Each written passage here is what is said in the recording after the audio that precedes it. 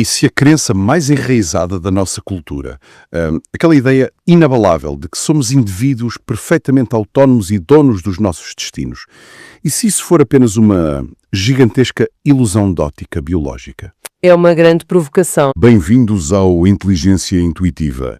O tema de hoje é as vozes do subsolo. Quem nos ouve que imagine caminhar pelo meio de uma floresta antiga. Olhamos à nossa volta e o que é que vemos normalmente? Indivíduos isolados. Exato. Árvores enormes, cada uma no fundo a competir pelo seu pedaço de sol, pelas suas gotas de água, aquela clássica teoria da sobrevivência do mais forte. A arena de gladiadores da biologia. Nem mais. Mas e se vos disser que debaixo dos nossos pés existe um cérebro gigante, sem olhos e sem líder, a coordenar silenciosamente toda esta vida? Hoje, a nossa missão neste mergulho ao micélio invisível é perceber como essa inteligência invisível reescreve as regras da biologia. E como acaba por abalar completamente os alicerces daquilo que achamos que significa ser humano. É fascinante porque começamos com biologia pura e dura, sujamos as mãos na terra e de repente damos por nós a questionar a nossa própria sanidade. E a nossa identidade, claro. Pois. Porque a nossa civilização ocidental assenta quase inteiramente numa ideia muito específica, o mito da autonomia total, a crença inabalável de que o eu é uma fortaleza, uma verdadeira ilha. Ou seja, a ideia de que nós somos os autores exclusivos e independentes dos nossos pensamentos, das nossas emoções, que as nossas vitórias e fracassos começam e acabam na fronteira da nossa pele. Exatamente. Mas as descobertas recentes sobre o que se passa no subsolo deitam essa ideia de ilha por terra. Quase toda a vida depende de redes invisíveis. E para percebermos isto, temos de falar do verdadeiro protagonista desta história, o micélio. O grande arquiteto invisível. E olha, o primeiro passo para o compreender é desconstruir uma ilusão visual. Qual ilusão? Quando caminhamos na tal floresta e vemos um cogumelo a despontar na terra úmida ou no tronco de uma árvore, o nosso instinto imediato é pensar que ali está o organismo vivo, certo? Claro, olhamos e pensamos que aquilo é a entidade completa. Mas isso é o equivalente biológico a olhar para uma maçã e achar que a maçã é a árvore inteira. Portanto o cogumelo é apenas o fruto. Exato. É uma estrutura temporária, só para espalhar esporos. O verdadeiro organismo, o corpo principal, vive permanentemente no escuro. Onde nós não vemos. Pois, e é composto por uma teia infinita de fios microscópicos chamados hifas. Estes fios espalham-se por debaixo da terra, entrelaçando-se com as raízes de praticamente todas as plantas e árvores da floresta. E repare, não estamos a falar de uns metros. Num metro cúbico de terra numa floresta saudável, pode haver dezenas de quilómetros desta rede. Dezenas de quilómetros num metro cúbico, sim. E a grande revolução científica foi perceber que eles não estão ali apenas a existir de forma passiva. Eles são os correios, os transportadores e, digamos assim, os diplomatas do ecossistema. Espera, vamos tentar explicar bem como é que isso funciona. O como e o porquê. Os cientistas descobriram que, se tivermos uma árvore mais velha que esteja doente a definhar ou tapada por outras sem conseguir fazer fotossíntese, o micélio detecta esse déficit químico. E age em conformidade. Sim, vai buscar o acesso de carbono e nutrientes a árvores saudáveis a dezenas de metros de distância e transporta essa comida na rede para alimentar a árvore doente. E tudo isto sem que essas árvores alguma vez se toquem. Pois, mas pensem nisto. A natureza não era suposto ser um local de competição brutal? Como é que uma árvore simplesmente aceita enviar a sua energia para uma vizinha através de um fungo? Parece um autêntico estado social botânico. Parece, sim, mas a mecânica por trás disto é pura eficiência sistémica, não tem a ver com moralidade. Não é altruísmo. Não num sentido humano. A floresta opera como um único super-organismo. Se uma parte do sistema colapsa, o solo perde estabilidade, a umidade evapora mais depressa e todo o ecossistema sofre. Faz sentido. Portanto, o micélio funciona aqui como um sistema nervoso coletivo. Ele lê sinais de stress através de impulsos elétricos e químicos e redistribui recursos de onde abundam para onde escasseiam, para garantir que o todo sobrevive. Se a base da vida selvagem afinal funciona em rede, será que a nossa obsessão com a separação humana é um erro brutal de percepção? É aí que o chão desaparece debaixo dos nossos pés. não é? Se aceitarmos que a natureza prospera através desta interdependência visceral, torna-se absurdo achar que os humanos são a única exceção mágica do universo. Nós não estamos fora da biologia. Claro que não. E a grande questão não é só se estamos ligados aos outros. A pergunta passa a ser muito mais desconfortável. Que é? Quanto daquilo que sentes, que pensas e que sofres te pertence de facto a 100%?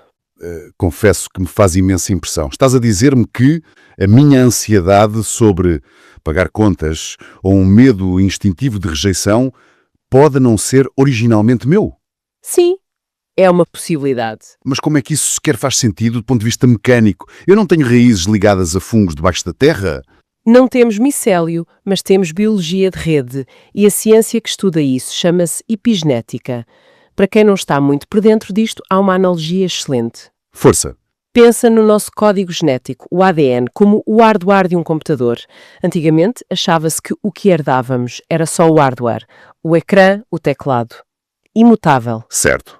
Mas a epigenética veio provar que há também um software. Experiências prolongadas de trauma extremo, como a guerra, fome ou stress crónico, não alteram o hardware do ADN, mas alteram o software. Ou seja, programas que ligam ou desligam coisas. Exato.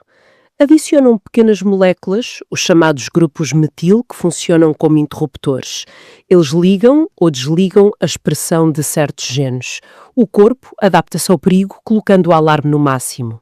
E a parte assustadora é que esses interruptores passam de pais para filhos, não é? Exatamente. O exemplo clássico são os descendentes dos sobreviventes da fome holandesa na Segunda Guerra Mundial. Esses interruptores ligados foram transmitidos às gerações seguintes.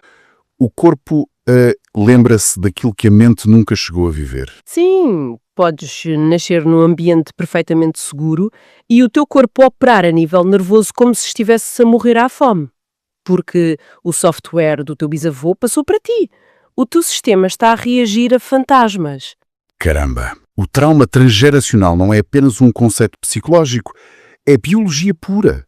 E isso deita por terra a nossa ilusão de controle. Totalmente. Passamos a vida em terapias, a ler autoajuda, a culpar-nos pelas nossas falhas, e muito do nosso medo pode ser só uma onda de choque química que começou noutra pessoa há 100 anos. É o peso de não sermos ilhas e a grande tragédia que a nossa sociedade ignora ativamente estas ligações. Exige-nos exatamente o oposto daquilo que as nossas células conhecem. Vivemos no paradoxo da hiperindividualização. Sem dúvida. Repara, hoje em dia temos teoricamente a maior liberdade de sempre. Nunca as pessoas puderam expressar tanto a sua identidade. Andamos com um megafone digital nas redes sociais a gritar que somos diferentes. Mas depois vamos ver os dados. Exato. E vemos que enfrentamos a maior epidemia de solidão e depressão da história moderna. E os biólogos propõem um conceito para isto que me arrepiou. Eles chamam esta solidão uma amputação perceptiva.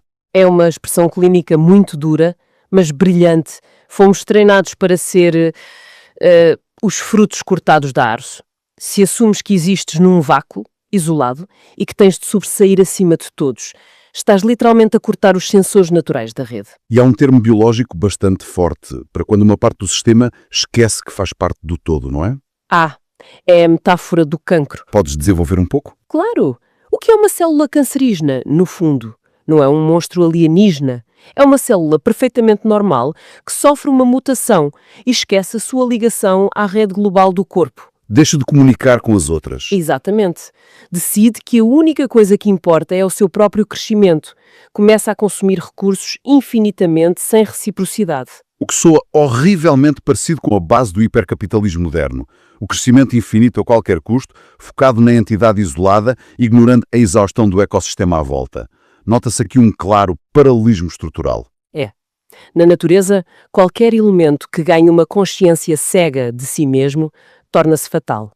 A célula cresce tanto que esgota os recursos, destrói os órgãos à volta e, ao destruir o hospedeiro, acaba por se destruir a si própria. É um colapso total. Mas isso levanta aqui um dilema enorme. Ninguém quer viver como uma formiga operária, sem rosto e sem vontade. Onde é que fica a fronteira entre uma individuação saudável, ter os meus gostos, a minha vida, e essa desconexão letal? A fronteira está na reciprocidade. Pensa numa árvore. tem as suas próprias folhas, a sua singularidade absoluta. Mas as raízes estão em constante troca com a floresta. Portanto, o erro é achar que ser único significa não precisar de ninguém. Precisamente. A verdadeira individualidade só existe porque está apoiada numa rede de trocas. Não há vácuo. E para a rede funcionar a longo prazo, ela tem de dominar algo que a nossa cultura detesta. A maravilhosa e aterradora arte da decomposição? Sem dúvida. Esse é o superpoder do micélio de que menos se fala. Ele não se alimenta de luz e não floresce ao sol. A especialidade dele é a escuridão e a morte. Ele desmonta a matéria morta. Exato. Encontra a árvore caída ou a folhagem podre e, através de enzimas poderosas, desmonta aquilo química e fisicamente. Transforma a morte em nutrientes puros. Mas quando aplicamos isto à nossa própria vida psicológica, a nossa resistência é gigantesca. Nós odiamos decomposição. Somos a cultura do pensamento positivo. Do estar sempre bem, pois é. Se alguém passa por um divórcio ao fim de 10 anos ou perde uma identidade, a reação das pessoas à volta é logo: vá lá, levanta-te, tens de voltar a ser quem eras. O foco é recuperar o controle rapidamente. Mas a lição do micélio, e achei isto profundamente herético, diz-nos que a cura não é renascer intacto como uma fênix. A cura é deixar-nos apodrecer. Deixar que essa versão de nós próprios que já não serve caia e se decomponha. Exatamente. A confusão e o sofrimento não são uma falha. São o nosso micélio psicológico a desmantelar a matéria morta para criarmos solo fértil para uma identidade nova.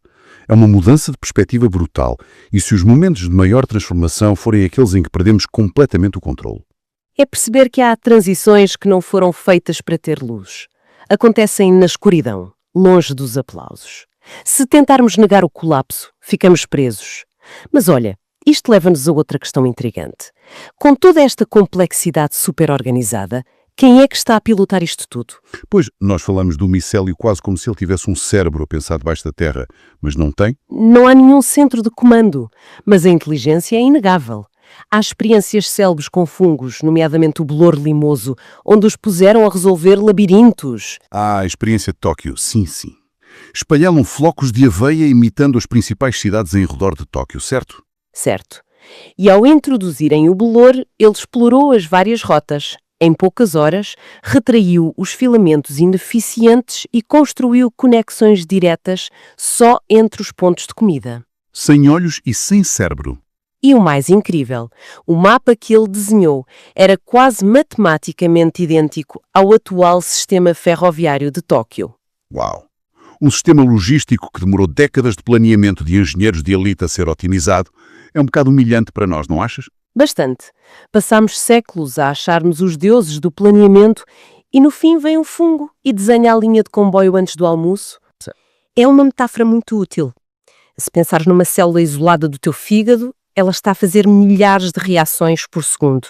É altamente inteligente no seu papel, mas ela não faz a mínima ideia do que é pagar impostos ou ficar preso no trânsito. Não tem acesso à experiência do organismo total. É apenas uma interface local. E a pancada no nosso ego é pensar, e se a nossa reverenciada consciência humana for na verdade o equivalente a essa célula do fígado, e se formos só os sensores de um organismo infinitamente maior que não conseguimos compreender? Como um estagiário a tentar perceber a contabilidade de uma multinacional gigantesca. Exato. Muda completamente a perspectiva. E a tal solidão de que falávamos, se calhar é só a nossa interface local a perder temporariamente a capacidade de sentir a rede. E um aviso muito claro: temos de ter muito cuidado antes de nos atirarmos para uma utopia coletivista cega. Sim, para o perigo político. Sempre que forçamos a perda do indivíduo em prol do coletivo, a história mostra que os resultados foram desastrosos. A anulação total da individualidade para forçar uma massa única é a base das ideologias totalitárias, que o ressentimento coletivo, as humilhações de guerra ou a opressão de classes propagam-se exatamente como o micélio. Pois, as emoções não leem acordos de paz. Elas penetram no solo e mudam a epigenética das populações. Muita da polarização extrema que vemos hoje não é apenas uma reação ao presente. São ecos tardios, filamentos invisíveis de agressão geracional a tentarem resolver coisas do passado. A guerra entra em estado de latência até ter o estímulo certo para voltar à superfície. É aterrador pensar que as opiniões radicais que as pessoas defendem hoje podem ser apenas um eco de uma ferida histórica.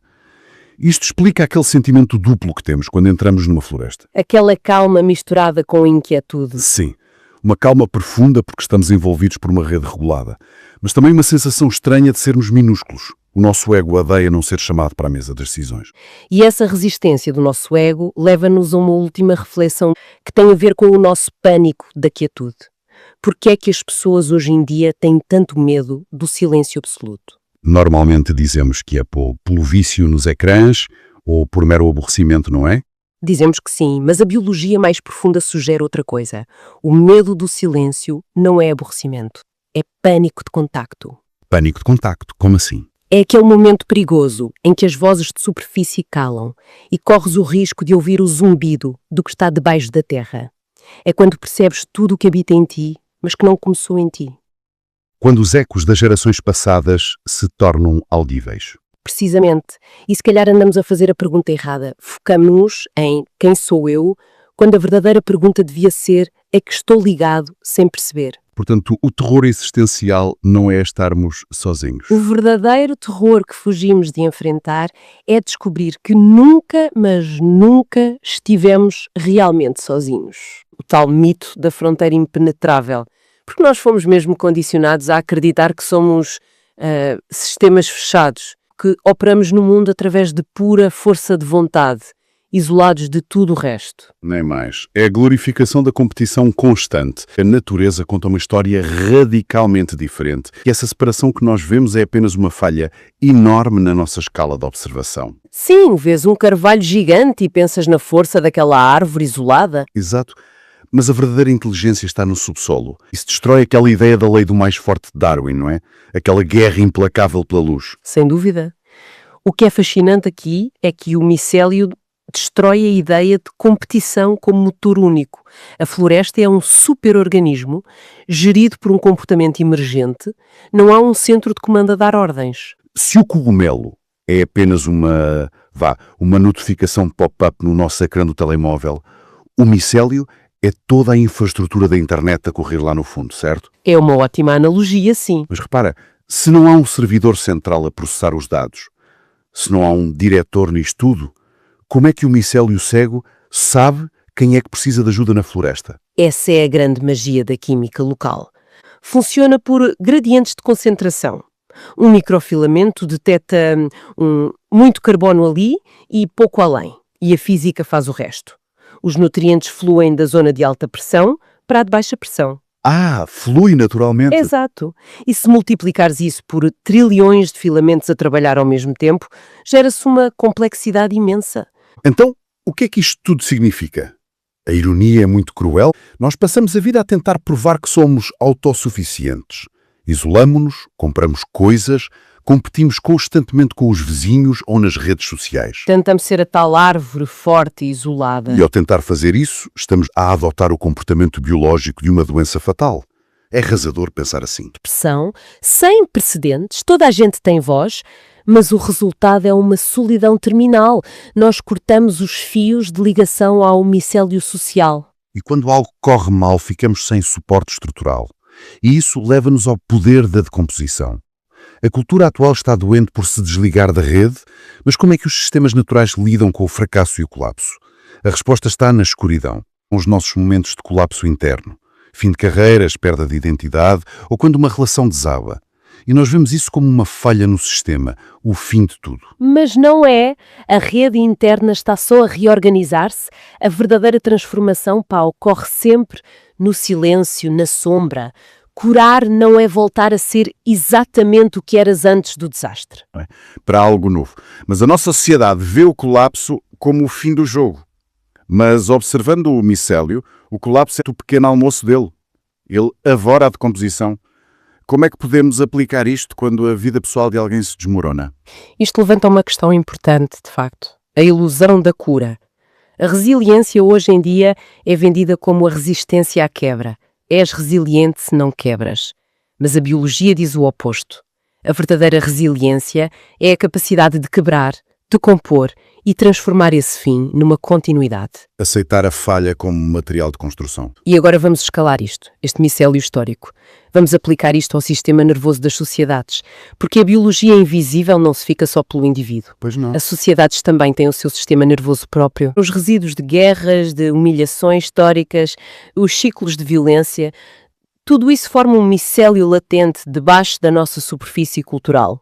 Ficaram suspensos na rede. E isso lança um desafio prático que mexe muito comigo. É perturbador pensar que as minhas próprias ambições de carreira ou as minhas inclinações políticas ou sociais podem ser apenas, tiques nervosos de um sistema ancestral. Estaremos nós a confundir a voz da história com a nossa própria voz? É muito provável que sim, pelo menos em parte. E é no silêncio profundo que começamos a perceber isso. Começas a ouvir o que não teve origem em ti. É o tal filtro de que falavas há pouco. Nem mais. O reconhecimento desta herança invisível é exatamente o que nos impede de repetir a história de forma cega e reativa. É a diferença entre agir por escolha ou reagir por eco. A maturidade, afinal, não é aquela fantasia de independência absoluta da estátua solitária. Não, de todo. E também não é a dissolução cega numa massa informe onde perdes a tua identidade. Exato. A floresta não transforma todos os carvalhos numa pasta cinzenta indiferenciada. A floresta mantém a identidade de cada árvore. É alcançar a individuação mantendo sempre a consciência da rede. Num sistema vivo, não há centro, há só conexão. É uma responsabilidade gigantesca.